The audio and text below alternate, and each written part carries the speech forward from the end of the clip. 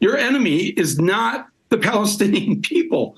It is white, Christian, European people who have been slaughtering Jews for the last 2,000 years. And let's just call it for what it is. The Israelis, the Jewish people of this world have been persecuted for 5,000 years.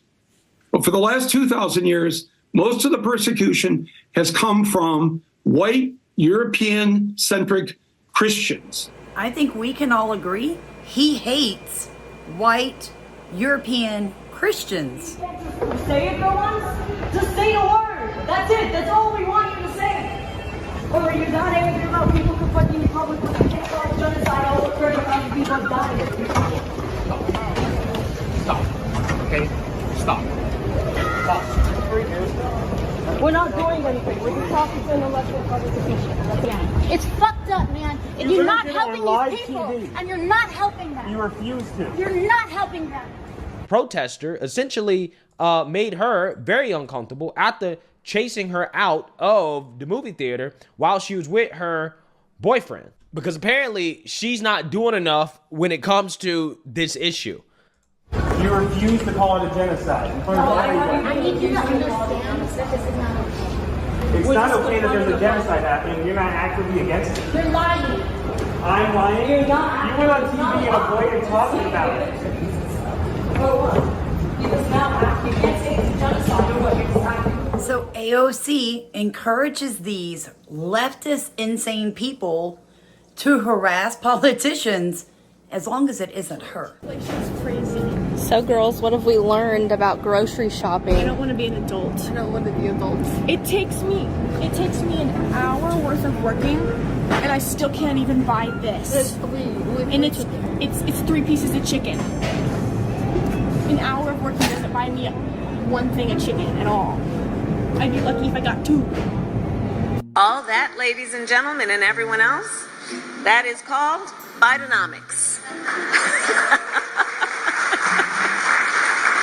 That is called Bidenomics, and we are very proud of Bidenomics. New York Congresswoman Alexandria Ocasio-Cortez is claiming that the migrant crisis is a false narrative. There is no migrant crisis. Now, to say that there is no migrant crisis is to say water is not wet. It's the Democrats who is screaming that there is a migrant crisis. Here's a supercut of all the Democratic mayors from the Democratic cities saying exactly that. The migrant crisis is real. Let's start in New York City, where they declared a state of emergency. The New York City Mayor Eric Adams declaring a state of emergency over the ever-escalating number of asylum seekers coming to the city. The mayor says the shelter system is overwhelmed and that after today, the city will set a new record for the highest number of people ever in the system. Although our compassion is limitless, our resources are not. Our shelter system is now operating near 100% capacity. This is unsustainable. Now, New York is where AOC is from, but that's not the only place that has to declare a state of emergency. Here's Boston. Maura Healey has declared a state of emergency over the migrant housing crisis. She says the number of families living in shelters is surging. Some 20,000 people in temporary housing in Massachusetts, representing an 80% increase in just 1 year, and that the state can't handle them by itself. What about Washington, D.C.? As more and more buses arrive in D.C. from Texas and Arizona with asylum seekers, Mayor Bowser declared a state of emergency in the district today. I am declaring a public emergency. I will also be sending emergency legislation to the council that codifies the new migrant services provisions. She can say that there's a false narrative around the migrant crisis, that there is no migrant crisis. Just hear it again, just so you can understand what she's saying. That is what they are doing in rolling back child labor laws while being as xenophobic and anti-immigrant as they are, and while ginning up this false narrative about this being a crisis. And by the way, by then also preventing and blocking any legislation. Now, I want to be clear on what AOC's position is. It is as open borders as possible. Let people walk in. They should automatically get citizenship when they cross the threshold, and we should be funding their lifestyles. She said this is not a crisis. It's necessary for us as a nation to survive. Here's what she said. Sometimes we as Democrats have to grow a little bit of a spine around here. And part of that means defending immigration as a core value of the United States of America. Yes, on a moral and on an identity basis, but on a nuts and bolts basis. The United States, our culture, our population, our economy needs immigration like lungs need oxygen.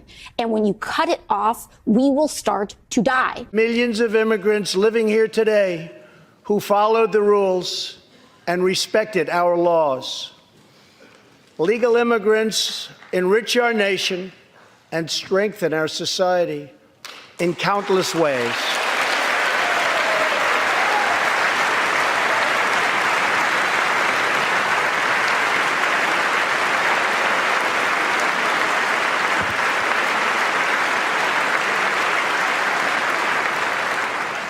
I want people to come into our country in the largest numbers ever, but they have to come in legally.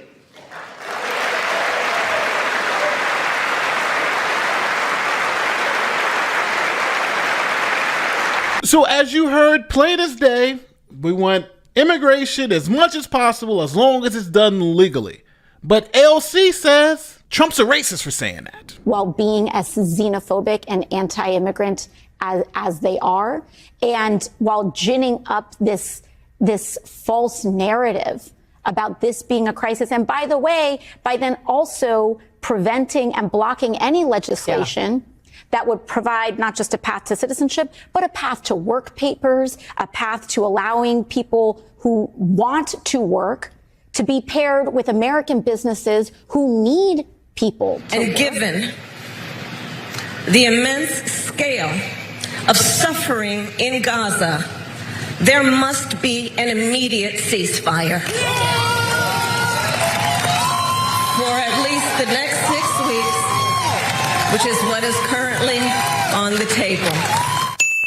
Vice President Kamala Harris called for an immediate and temporary ceasefire in Gaza over the weekend. Let's hear more of what she had to say. This will get the hostages out and get a significant amount of aid in. This would allow us to build something more enduring, to ensure Israel is secure and to respect the right of the Palestinian people to dignity, freedom, and self-determination. Now, of course, talk is cheap, and it's one thing to call for a ceasefire. It's a completely different thing to use the leverage that the United States have with its military weaponry and say, hey, Israel, if we don't see a ceasefire, we are not going to send any more weapons to you so you can carry out this unbearable, terrible and brutal war in Gaza, which has killed far more civilians than Hamas combatants.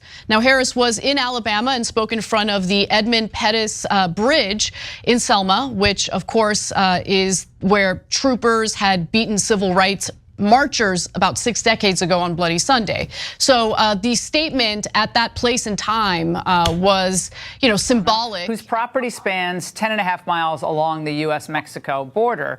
And he joins me now. John, I have been reading some of your comments about what you come across on your own property with illegals crossing over your property every day of every week. Is it true that you've actually found dead bodies, and how many? Well, we've found 17 over the last 30 years, and thank you for having me. Well, what have you found since the Biden folks have taken over the border? Obviously, a completely different approach than Donald Trump had, which was to turn people back at the border, Title 42. How bad have things gotten for people who own land along the border?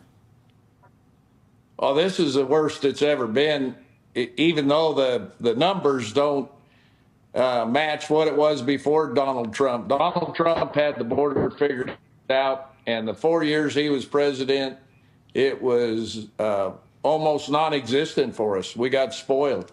As soon as Biden took office, we had groups at the House again. We had cut fences. It's been a 24-hour nightmare with Biden being president. Well, the thing that I've noticed, and I noticed it when I was down in Del Rio and in Eagle Pass, and it might seem like it's nothing to people because they're thinking it's a lot of hardship and obviously death and suffering of people. But the trash that you guys have had to pick up is stunning. All these environmentalists and this trash everywhere. Yeah, and the environmentalists don't even want to talk about it. But the big thing that we have, we don't have the give-ups, the asylum seekers. We have the illegals that are in full camouflage and carpet shoes. They don't want to get caught. And about 2/3 of them down here are getaways because of what Biden did to Border Patrol and removing the agents off of the border to go process the illegals coming from other sectors. You've also commented about something that a lot of people have read about but don't believe, which are rape trees. What is a rape tree? Every woman that comes across the border gets raped, and then the cartel people hang their underwear in a tree as a trophy status. Every woman down here gets raped coming across the border. Have you seen the women's underwear on a tree on your property? Well, that picture's it's a pretty regular event.